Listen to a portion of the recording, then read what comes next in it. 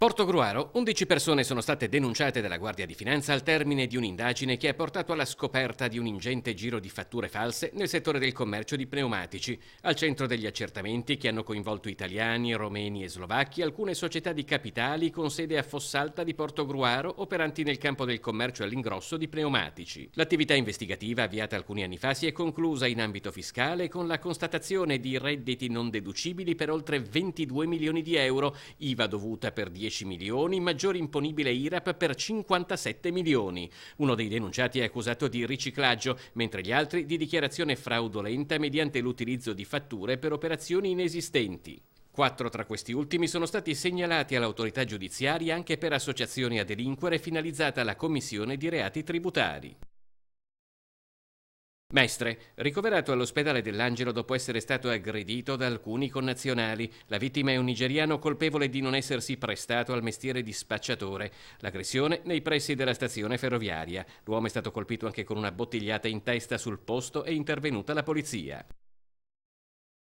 Jesolo, di professione massaggiatrici abusive dei bagnanti. 5 donne cinesi, 4 delle quali denunciate perché irregolari in Italia, sono state multate in totale per oltre 6.000 euro. Gli sono stati sequestrati anche quasi 600 euro, frutto dell'attività illecita.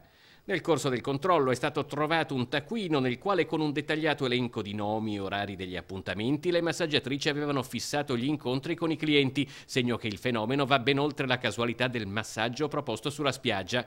Gli agenti della polizia locale hanno anche effettuato un sequestro di merci contraffatte, per la maggior parte borse delle più note marche a Jesolo Paese.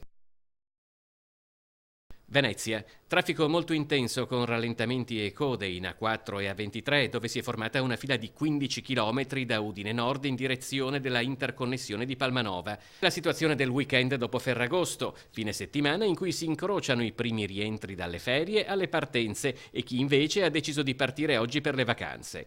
I flussi sulla A4 Venezia-Trieste e sulla A23 Udine-Palmanova, dove nel pomeriggio si è formata una coda di 15 km, già sostenuti fin dal pomeriggio di ieri, si sono intensificati nel corso della giornata di oggi. In crescita rispetto allo stesso giorno dell'anno scorso i dati dei flussi sia in entrata che in uscita.